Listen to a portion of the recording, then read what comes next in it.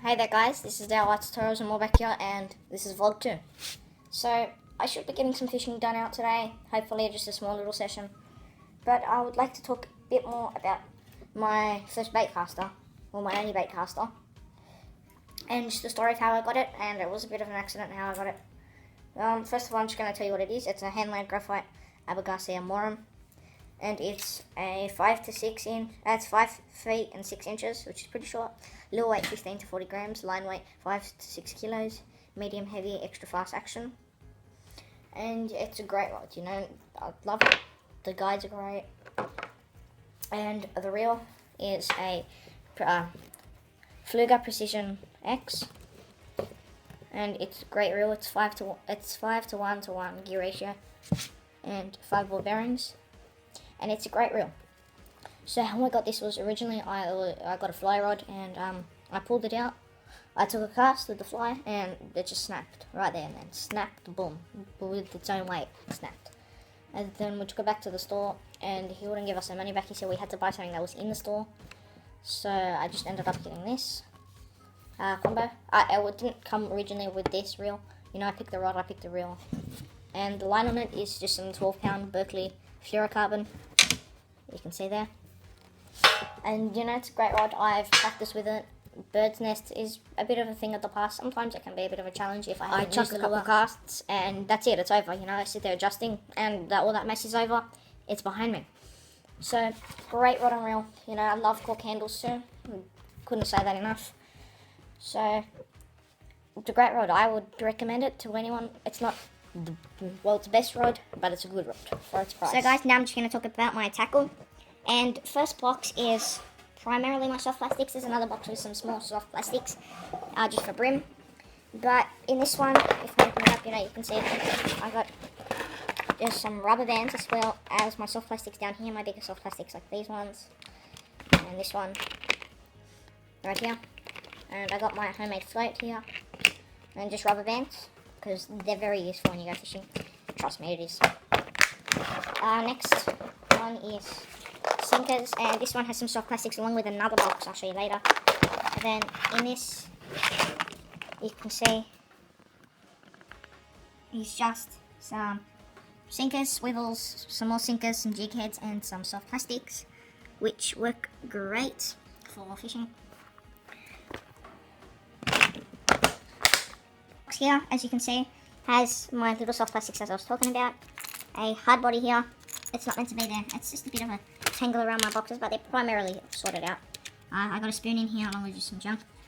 Squid jig, a jig head, spinner, homemade spinner, spinner. Love spinners. Next box is my hooks, and it's primarily sorted out. You know, I got all sizes of hooks.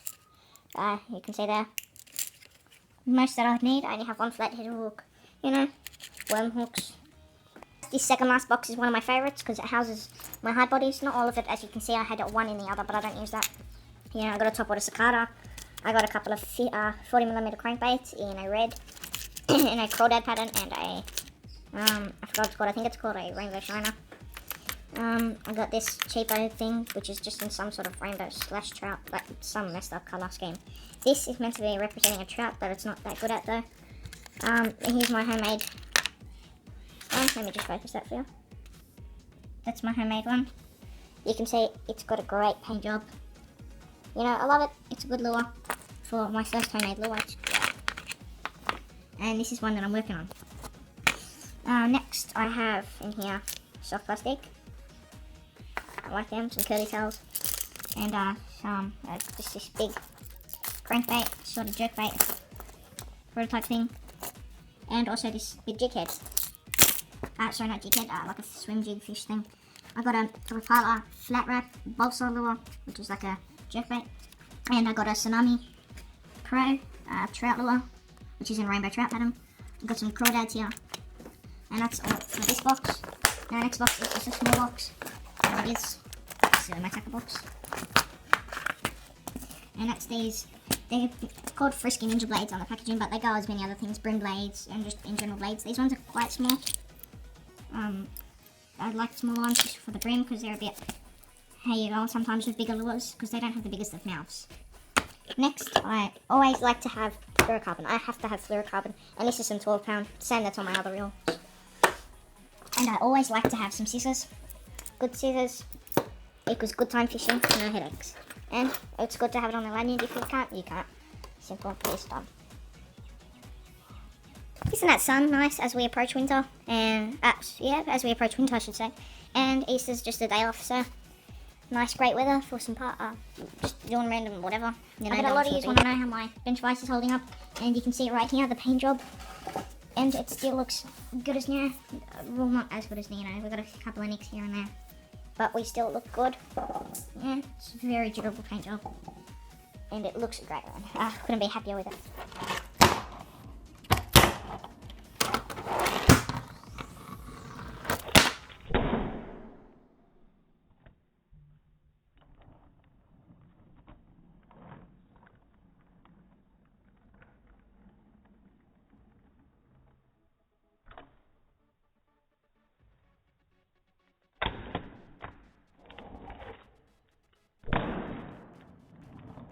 So guys, as you can see, I put this in another video a while back about this car that I made. And you know, I made it pretty well from scratch, you know. It started out as a Mini Cooper and also a V-dub kit, which I modified the V-dub at one point. It looked really good. It was like a rustic appeal and it had a rotary in it. And someone stepped on it or something, and it's just squashed and no one owned up to it. So I was pretty bummed about that because I spent a long time on that, long time on that, building that. But I built this and I'm happy with this. Even maybe a bit more happier with this, to some extent. You can see it's got its rotary engine, when it wants to focus. It's turbocharged, right there. No intercooler, straight in, straight flow. And it's a great little car, you know. I got a roll cage in it. I'm gonna pull this off here. You can see there's a roll cage in it. It's a real aluminium roll cage. It's not plastic or anything. It's real aluminium bent and tacked together. And you can see from the back the differential and the wheelie bars. And you know, it's been done properly. And the hood does go onto this hinge and flips forward, but someone picked it up and dropped it and it came off, so I just haven't gotten around to putting it back on. But it still looks great. And I started building this actually from the other house. I started a little bit, then I thought, you know what, I've wrecked it. It's not going to be anything. It's going to be some rubbish piece of something, crap. But then I just started working on the other house, you know, I flew through it. In 3 days, you know, it was ready to put its colour on, and I painted it. And it was done, you know, little bits and pieces had to be done. I waited a couple of weeks again, and then because I had to buy some glue and I was a bit lazy. And then it was done, you know, it was finished. I built the harnesses in there. And it's great, great car. You can see underneath. So, I'm just going to put a slideshow, some of the pictures of me building it, so enjoy.